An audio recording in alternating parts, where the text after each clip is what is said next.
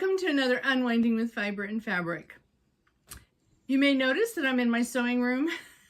Sorry, I have to start this video with a little disclaimer. I'm in my sewing room, I'm standing at my cutting table, and right next to the camera is my orange tabby cat. I'm waiting for her to just walk in front of the camera at any moment.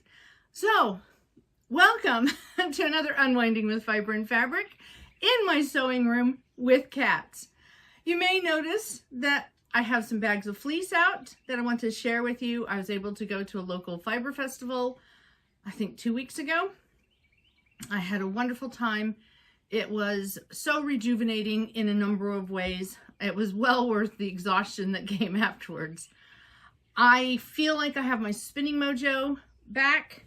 I even finished up my Leicester long wool that I've been spinning for 6 months now.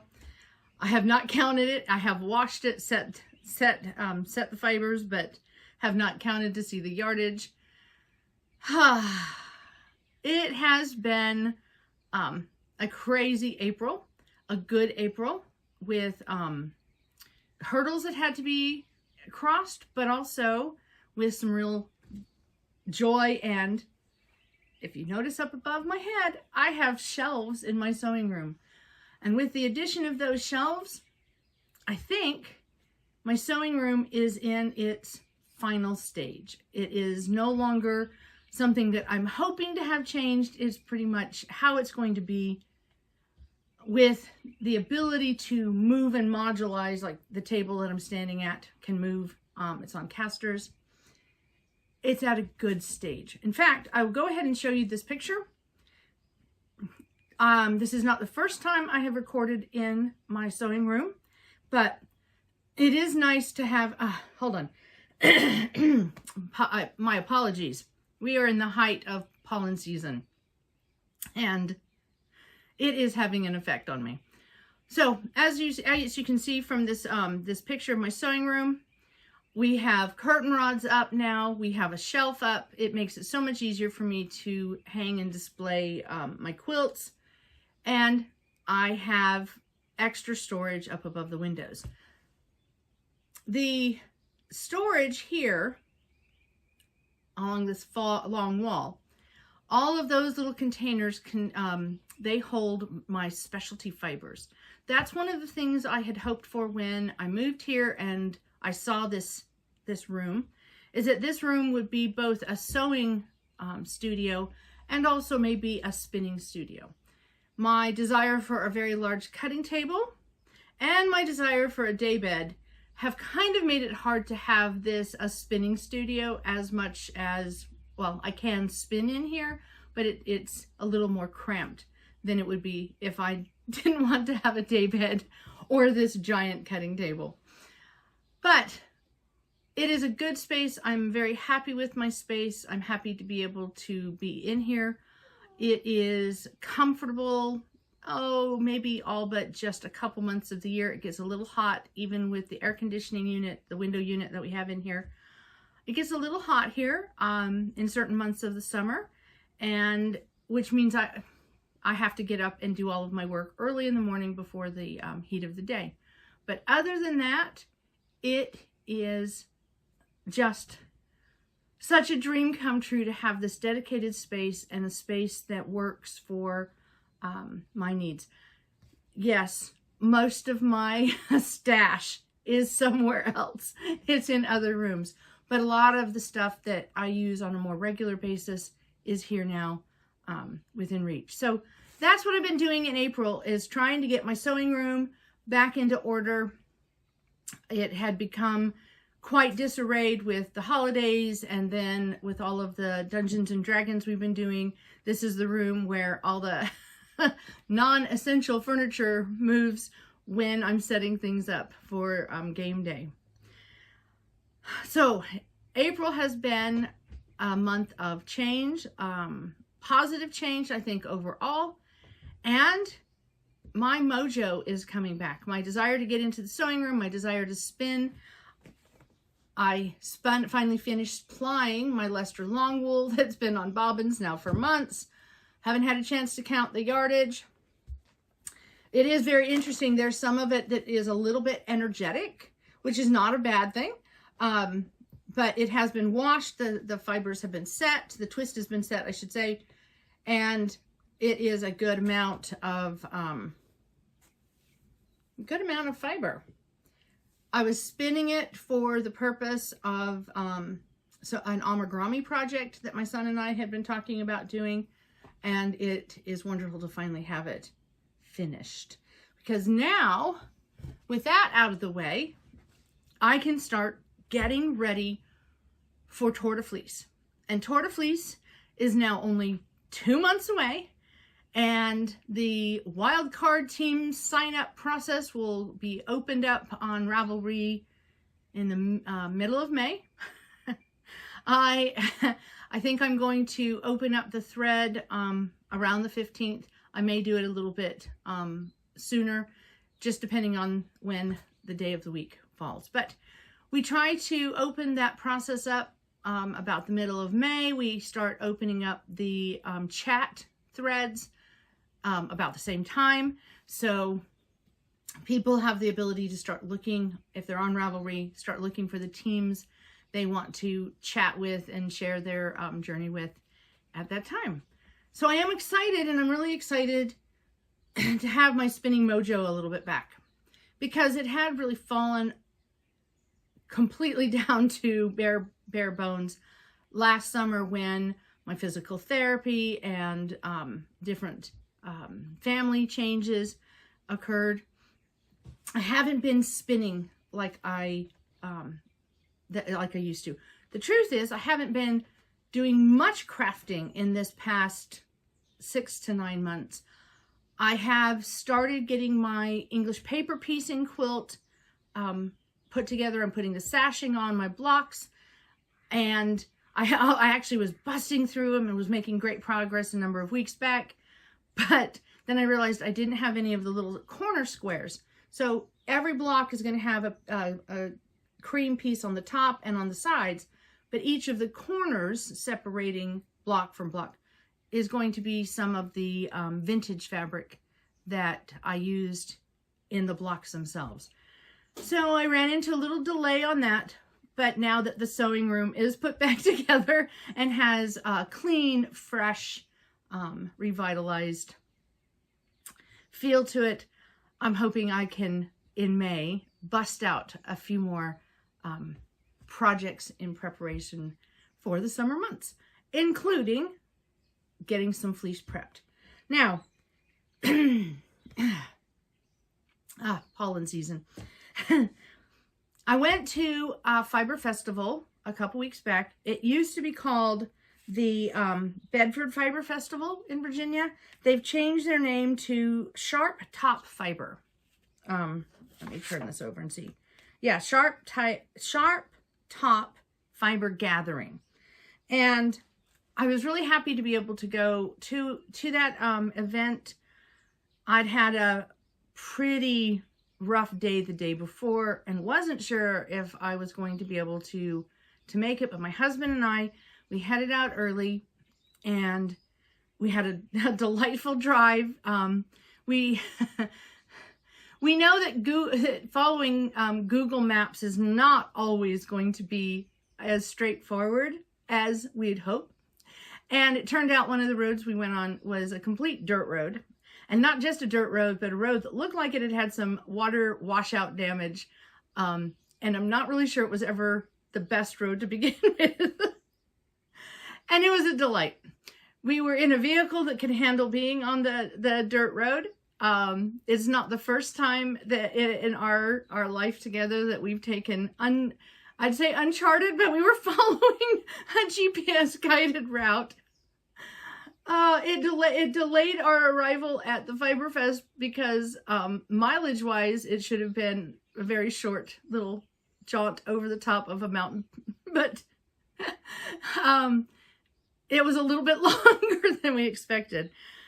So we had a delightful time getting there, and then I had an absolutely phenomenal time at the the event. The highlight, well, first of all, the highlight was talking to all the different vendors, the other spinners, the other fiber people, catching up with friends that I haven't seen in a number of years because, you know, they also went to the fiber festival, and it was that. So that was the highlight, the people. The second highlight of my day was having the opportunity to do a little demonstration spinning on one of the vendors' wheels. A new, very good friend of mine that we hit it off really well, and she was having issues with her feet, not wanting to treadle. Many of us, especially those of us that have chronic illness, injury, autoimmune, we know that sometimes our bodies are just not going to cooperate with us. And she was having one of those days. And when a customer was curious about it, was somebody who was wanting to take up spinning, I offered to go ahead and do the demonstration for her. Oh, it was so much fun. My husband took a photograph, of course. And it's so funny when I see pictures, when I'm talking like this, I have the camera reversed so I can see myself, and I recognize it's me. When I see myself in pictures that other people take, it's funny because I see in my facial expressions, especially when I'm spinning. I've noticed this even in my spinning videos that I've made here. When I'm spinning, my face takes on a concentration look that is a combination of my grandmother and my mother. So 3 generations of women tend to show up in my face when I am doing a spinning demonstration. So I was very happy. It was a joy to do, and it resulted in me coming home with this bag of fiber, because although I had considered buying a little bit of the vendor's kid mohair or her mohair blends, I after doing the demonstration, I purchased a whole 3 pounds of it from her. It was a good thing I'd already bought my other fleece because I probably wouldn't have bought anything more if I'd have just bought that first.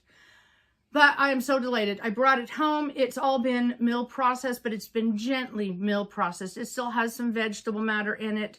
It is, it's clean, but it's not stripped. It's really lovely. I'm very pleased with it. I came home with it and I rolled it all into little bumps of fiber, and I have to take a break. Hold on. Sorry about that interruption. I have the windows open because the cats really enjoy having the windows open in the early morning. And I have the ceiling fans turned off because they do shift the light in here, and I didn't want the camera picking up on that and causing anybody visual disturbances. And the combination of the pollen, the humidity, and the lack of airflow, my menopausal womanhood is just going, woo, hot flash. So I had to go turn a little fan on. I hope it's not picking up too much on the camera, and I hope that's not too much information there, TMI. But oh my goodness, those of you who understand. I need a little bit of airflow, but. All right, so I was talking about the kid mohair.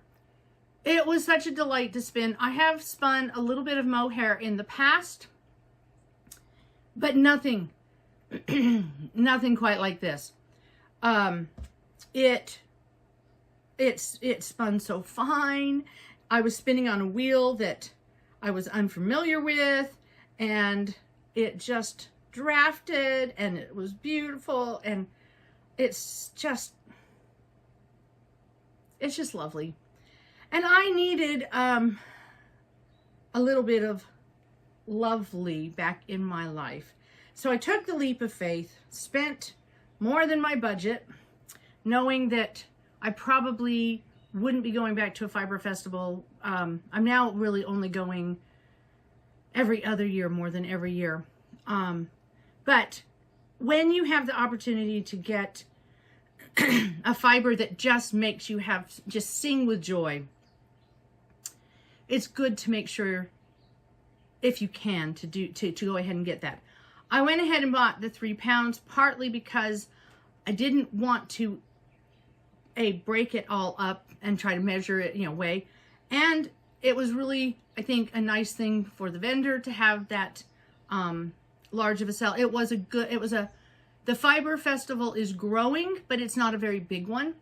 And I think it does have a small spinning population that visit, but it's, for the most part, I think finished yarns. And so it was a very good thing to do. And I'm delighted, and I can't wait to spin this into something. I am thinking about, I've seen a lot of people take commercial spun mohair and double strand it with other yarn and have a lovely effect. I may do something like that. I may actually try to spin it to where it is, it'll be a 2-ply, but a very fine 2-ply that then gets used alongside something like the CVM, a Merino, a soft fiber like that. That may be what I'm going to do, because honestly, it spins so beautifully. Now, I know that with 3 pounds, if I spin it skinny, very thin, I will have a lot of yardage. So I'm not sure. I may blend some of it with some other fibers, and maybe even for Tour de Fleece, I will have a bat that has some of the mohair, and probably, although it is fun to take a natural white and mix it with a dark, it's also fun to mix it with something. I'll bring that up close, and I'll try to put in pictures. Look at that Merino. This is a wonderful Merino. Gotta have the paperwork here. It's from Origin Fibers. They are a breeder here in this area, and they've been trying to breed it to be a little bit less lanolin than a lot of Merino is, and they succeeded. It's a beautiful long staple, strong tips, strong fiber, very, very soft, and very little lanolin. Yeah, very little lanolin. And look at that. Oh, just beautiful. So I haven't had a lot of opportunity to spin Merino from the lock as opposed to in roving form. This beautiful, what is it? 3 pounds. Yep. 3 pounds of Merino. I think I will be spinning this from the lock, although, as I said, I may try to blend some of it with the mohair just to see what I get. Fabulous. Wonderful crimp. This should be a really joyful spin. See, I want to just pull it out and just start spinning. It is just, again, I'll lean and just throw, and I'll try to take some pictures to impose. But I am thrilled that I was not intending to buy Merino, but I couldn't pass up that one. What drew me to their stall, though, was actually, let me pull that one out front, move that one to the side. But actually, and this one I ended up buying the full fleece. It was bagged for sale as a half fleece, but every once in a while you find a fiber. Every once in a while you find a fiber that just, like that kid mohair, makes all the bells and whistles just go off. And that's what this did. I saw this as I first entered the booths. I saw it from across the way. Now I have pollen, I have humidity, and I have lanolin all over me. And sheep.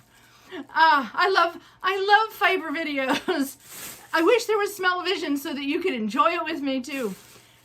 This is a ram fleece. They did make sure I knew that that's what it was. I don't have a problem spinning ram. Yes, they can be a little bit smellier. Yes, sometimes it's harder to get it out. But for me, I really do look at what characteristics the fleece bring to me and my collection of fibers.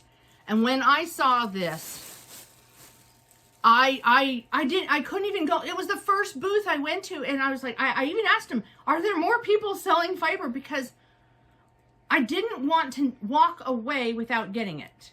But I also kind of wanted to see what everything else was out there. In the end, I couldn't. I just had to get it because this is Cormo. And I have spun a Cormo blend from this actual farm.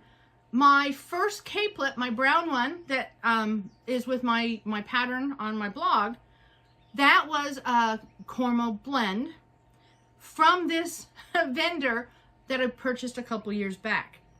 And so I haven't really had a chance to spin 100% Cormo before. This silver, and again, well, here, I will shove this up here and lift this up here, and you can see the color, the texture, the crimp, whew, and the smell. It's not that bad. It's just that, as I said, I don't have all the fans moving. But we have everything from this kind of gray. Look at the difference in the gray. For someone like me who likes to spin natural colored and who also likes to play around a great deal with dye, fibers like this are just a dream because they'll both take dye quite well. They won't be as pristine as, say, a white would, but they will take color really well, but they'll have subtle differences because of the differences in the natural tone of the shading of it. So, the silver of it really drew me in. The texture and softness of it just absolutely sold me on this fleece. And again, I had to buy the whole fleece because when I run into something like this, I know I will use it. I will use it up. I will use it for a sweater project. I will use it for a shawl project. That I will dye it, over dye it. I will spin it. I'll put it into bats. I'll give some of the bats away. I'll give some of the fiber away. And I know that actually, how much is this one? This is, I think this is going to be somewhere around 7 pounds. I will lose some of that in the washing process. I know that I can go through this quantity of fiber very, very quickly if I am using it as a base for dyeing yarn. I'm really curious to see how this would blend with, up here is all my Angora. I'm curious to see how this would blend with some of my Angora. I think this would make also extremely nice baby yarns. And not that I have any grandbabies coming in the future, but I kind of want to start spinning those kind of yarns with some of my fibers. I want to mix in some of my Angoras. I definitely love my capelets. This could be a wonderful base for that. And I think it's also, it would be a fun fiber for maybe not complete beginner, but middle of the road, advanced beginner. I think this could be a lot of fun for some of my spinner friends to get a try. So I will bag this back up, and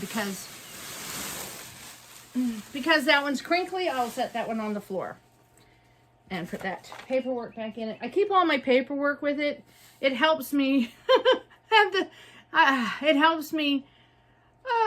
calculate how much I've spent, and then also depending on how much I produce with it and how long it takes, it keeps me reminding me of the journey of purchasing the fibers. Fibers have gone up in price because everything else has gone up in price. And I am now spending, I'm spending a good deal more for a full fleece like the one I just showed you than I did when I started this 10 years ago. But when I compare the stuff I bought and 10 years ago, the stuff I'm buying now, when I'm comparing these things, the value is still there. The need to support the grower is still there, and it's good for me to be able to see. Well, honestly, it's good for me to be able to see that with everything else changing, they are trying to actually stay with the market. I just like everyone else, I love to have a good deal. I love to be able to take advantage of a good bargain, a good deal. But it saddens me when the growers are struggling so much and they underprice. When I bought the Mohair, oh, we have a visitor. Yes. This is Ting. It looks like he might try to stay. He's checking everything out. He's probably wondering where that other fleece was, because he does love the lanolin. Do you need help down now that you've gotten up here? Yes. Are you gonna? Yeah. Are you gonna say hi? Yeah. Say hi to the camera. Uh-oh. And now because Ting's up here, Whimsy is coming, so you'll see the little Ginger. Yeah. I'm gonna set him down. Here you go. And yeah. Oh, yep. Thank you for showing everybody your tail. Okay, you can sit right there next to the camera. So as I was saying, when I was buying the Mohair, I was really concerned. I was afraid of not calculating enough. And when I came home and I weighed everything, I was so relieved that we had actually, I had been able to figure out the weight with her scale enough to be able to pay her a fair price for it. I think if she had been selling at a fiber festival that was larger, I think she could have got a lot more for this Mohair. But then again, how many spinners do get a little upset about vegetable matter and they want it to be cleaner? And it's not a criticism. It's just, you know, the market changes. And in the years that I've been spinning, I see more and more people wanting to go to mill processed rather than processing it themselves. And I can totally understand. I am not looking forward to actually washing any of these fibers if I try to do them before Torta Fleece, because it's much better to do this in the cooler months than the warmer months. But speaking of, and I'll show you the last fleece here in just a minute. Speaking of the mill process, I did want to mention one of the vendors that I spoke with is, they're called Lancaster Creek Spinnery. They used to be in Pennsylvania, and I think when they were in Pennsylvania, they were the Gertie Run Farm and Woolen Mill, and they've moved now to Virginia, over along the coastal area.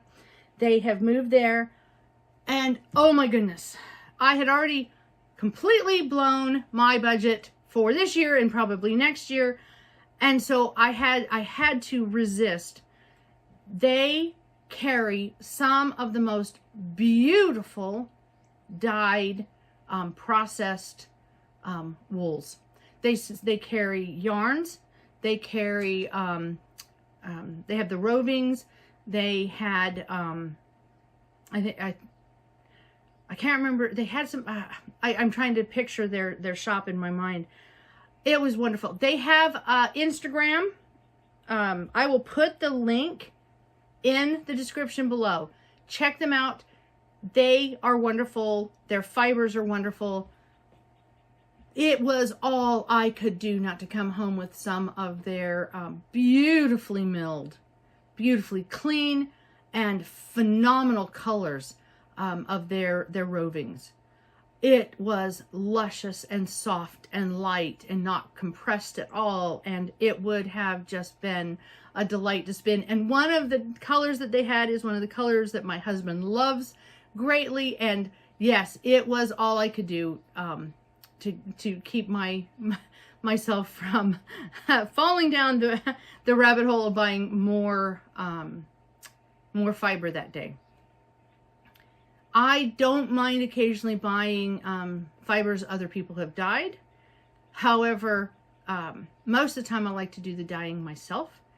And this one really tempted me because it was luscious, fabulous, beautiful spinning fiber. So Lancaster Creek Spinnery, they are located in Farnham, Virginia. It is something to check out if you are looking for some rovings that would be fun to spin for Tour de Fleece. So just shouting that out to you. So then the other vendor that I bought some fiber from actually is a felted wool artist. She does the felted wool paintings, and she is a friend of one of the young women in my D&D circle, and I can't remember what her shop's name was. If I can find it, I will put it in the description below. But she was trying to help out a friend of hers who have some Shetland sheep.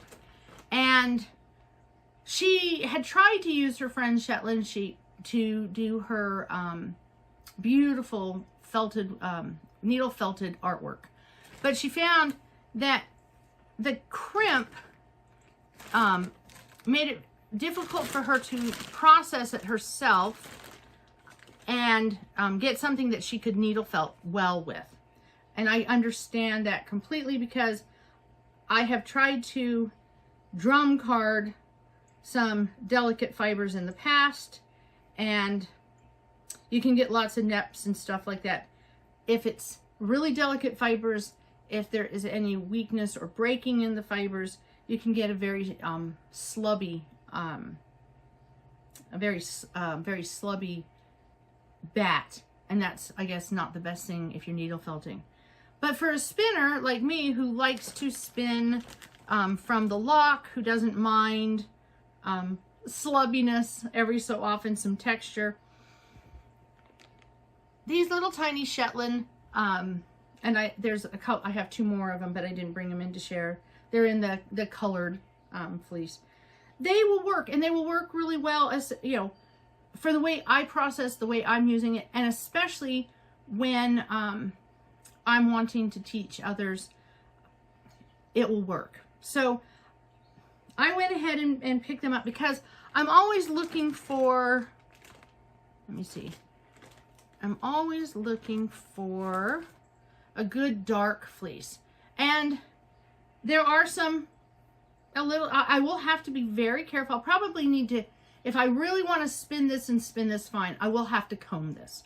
And then I will end up having a lot of, I think, waste fiber that I can use to stuff amagramis and such with. I think the only way that this is going to be a good quality spin for me, as opposed to average, is if I take combs to it. And why not? I haven't done any combing in a while, and I have a couple other people that may be wanting to spin some of my fibers this Tour de Fleece. So I'll teach them about combing without without making yourself bleed. But that's the staple length for my little Shetland. And it is a beautiful dark fleece.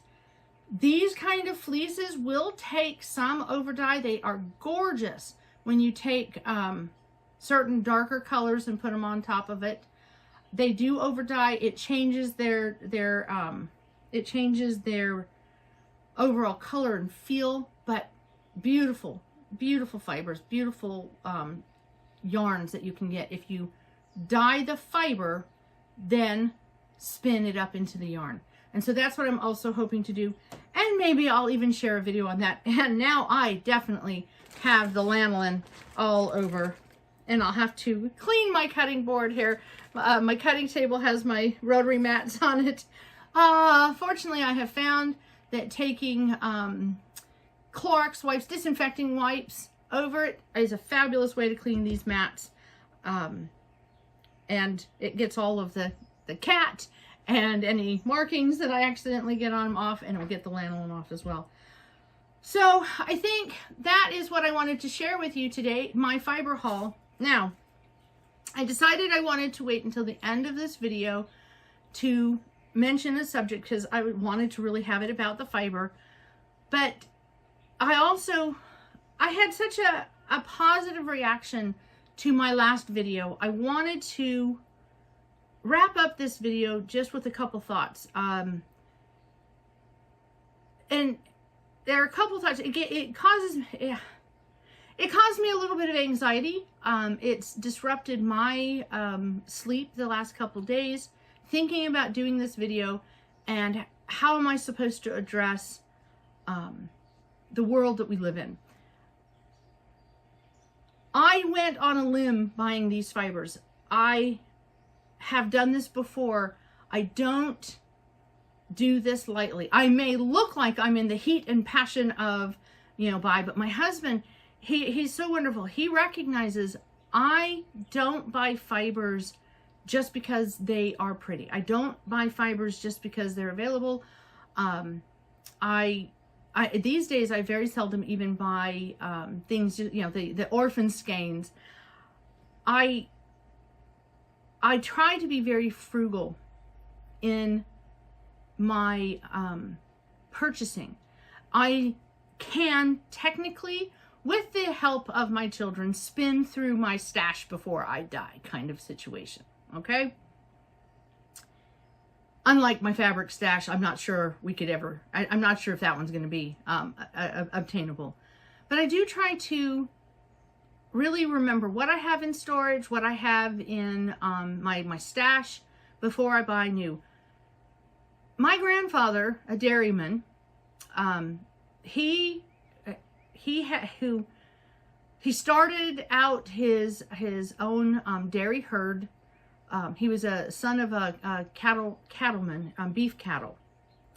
And he started his own dairy herd. He married a woman who was the daughter of a dairyman and granddaughter of a dairyman, some of the most successful dairymen in their region at the time. And my grandfather, he took up doing dairy cattle. And he had a saying. Well, first of all, he started off life. He started off his life as a farmer, an independent farmer, in the right around 1940. So those of you who follow history understand the years of the Great Depression. They were still gripping the United States as well as probably everywhere else at this point. He started his business during the Great Depression. As one of my professors once said, for farmers, the Great Depression lasted a lot longer than it did for the rest of the economy. So my grandfather he was a good businessman. He was a good farmer. He had a very good understanding of his markets. And unlike so many of his other contemporaries and the children of his contemporaries, he managed to wrap up his business without it being a loss at the end of his farming life. he had a phrase, he had a saying: money is like manure. It doesn't do any good unless you spread it around. Many of us don't have much money. My grandfather, until right at the end of his life, never had much money. He had more debt than money in the bank, but he made it work. He raised his family, he grew his business, and he was able to wrap up his business at a profit, not a loss, which was extraordinarily rare in any day. The concept of what he was saying, I think, comes from those years of the Depression, those early years that he and my grandmother were married, those years of getting by. And the fact that he was a young man when the Great Depression hit. Squirreling away our money and hiding it is never going to help us through this. We have to be provident in our use of our resources. We have to have savings. We have to try to have enough to bridge the gap. And I say this from somebody who does not have any more excess than bridging the gap most of the time. Making a purchase like this, whether it's a large one or a small one, can have a huge impact on what I want to do in the next year to 2 years. Purchasing this time really does put a cap on my ability to purchase other materials. But I know I'm going into a period of using my stash. It has nothing to do with the economy. It has completely everything to do with what I need to have in order to have a comfortable life. I need to use my stash. So adding to my stash had to have reasons other than just beautiful fiber. The big one is the mental health. There's a lot of ways we can overcome a really rocky part of whether it's a day or a week or a year or a decade. There are a lot of different ways we can try to overcome. I apologize, hold on, there's an airplane going by. It might catch on the camera.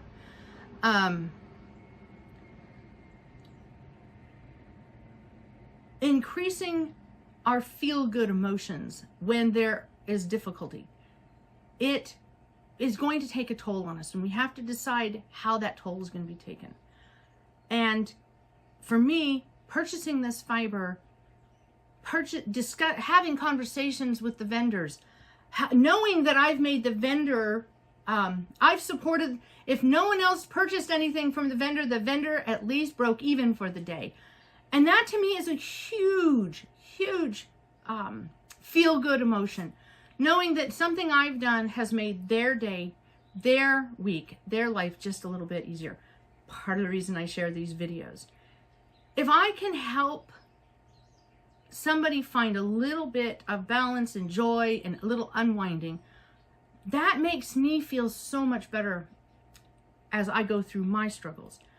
But I recognize that it is going to get harder and harder for some people to have these things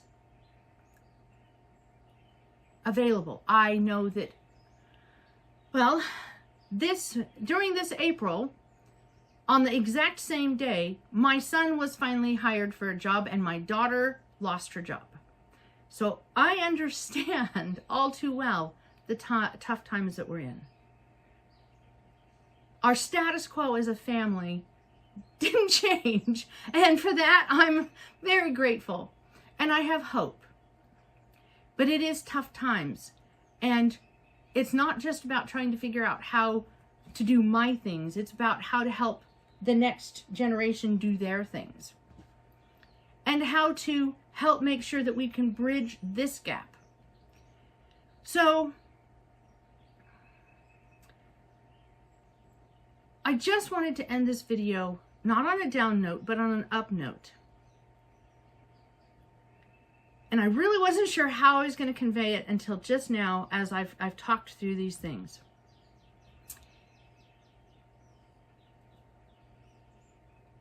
Whether we can help somebody out by buying their fiber, whether we can help somebody out by doing a video, whether we help somebody out by checking in on a friend, however we help, we are making it better.